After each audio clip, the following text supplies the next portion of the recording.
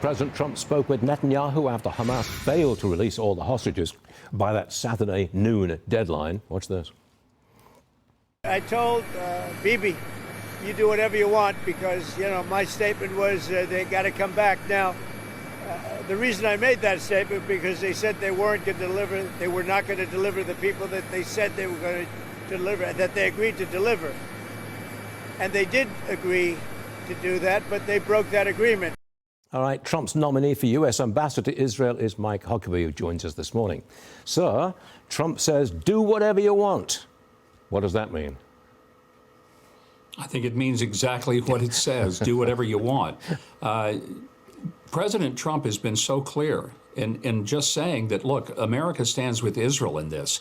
Israel didn't start this war, Hamas did, by massacring over 1,200 innocent civilians, just butchering them, and doing it in such a way that we can't even discuss the details on a television show. It was truly that bad.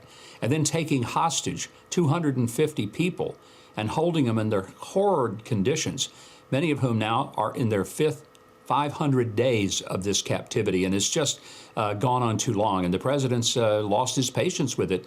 So he's saying, first of all, Hamas can't survive. They can't, they won't. So if there's any notion in Hamas that they're going to somehow still be in power, still be able to govern Gaza, they need to forget about it. Their best shot would be to surrender, run up the white flag, let the hostages go, and let the people who have tried to live there start rebuilding their lives. What really gets to me, frankly, sir, is that the Hamas has its supporters in the United States Congress. To this day, they have supporters. I can't work that out. It's beyond comprehension that anybody would understand what they did, what they continue to do, the threats they've continued to make even as recently as a week ago, saying they want to have another October 7th, and somehow show support for that. These are very sick people. And the sick people are not just the ones in Hamas. The sicker ones are the ones who know what they did and live in the United States, some of whom even serve in Congress, and think it was okay, or at least think it was justified.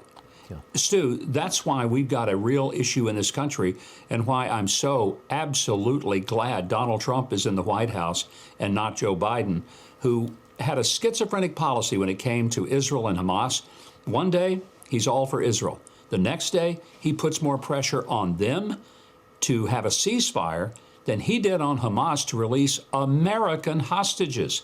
This was insane, and it's cost us a lot of time, money, and human lives. Mr. Ambassador, Secretary of State Rubio, he's coming to J.D. Vance's defense after CBS host Margaret Brennan slammed the vice president's Munich speech. You got to watch this. Roll tape.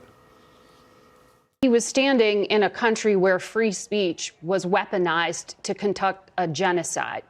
And he met with the head of a political party that has far-right views and some historic ties to extreme groups. The context of that was changing the tone of it. And you know that the censorship... Well, I have to disagree with you.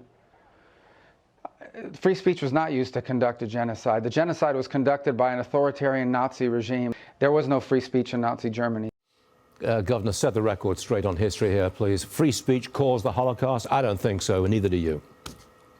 You know, I just wonder, did Margaret Brennan, is she so stupid she actually believes that? Or did somebody just write the script and she read it off the teleprompter, kind of like Ron Burgundy from Anchorman, who had no idea what he was reading. He just read what was put in front of him. Because that was one of the dumbest things I've ever heard in my life.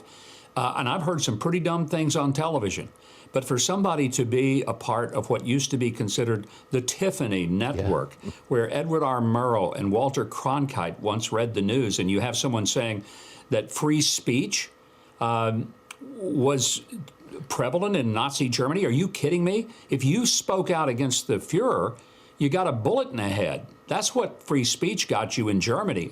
Surely she didn't flunk history that badly. All right, I'm going to move on from there because that's exasperating. National Security Advisor Mike Waltz, he says Trump is, quote, deadly serious about not allowing Iran to get a nuclear weapon. Watch this.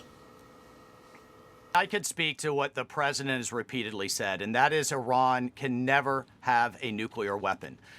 That not only would be existential for Israel, I think it would be existential for the entire world because it could kick off a nuclear arms race in the Middle East.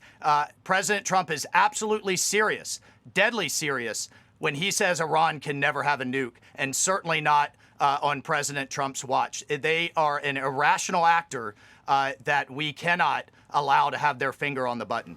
Doesn't it sound to you, sir, like an attack on Iran's nuclear facilities is coming? Either that or they're going to surrender it. They're not going to get one. I think that's pretty clear. And you know who's giving a standing ovation to that doctrine? Everyone else in the entire world who has a brain. And that includes the people from Saudi Arabia, the Emiratis, throughout the region. They all understand Israel is no threat to them. They don't have to worry that Israel is going to launch an attack on Egypt or Jordan or the Saudis. No, they're worried about Iran. And so absolutely what Michael Waltz said and the president's policy, I think, is crystal clear. And whether it's Israel that pulls the trigger or it's a combination of nations, I hope the Iranian leaders, as crazed as they are, have at least enough sense to listen carefully to what's being said. They're not going to have a nuclear weapon. Full stop. Ambassador nominee Mike Huckabee, thank you very much for joining us, sir. Always a pleasure. Thanks very much. Always sir. a pleasure, Stu. Thanks. You got it.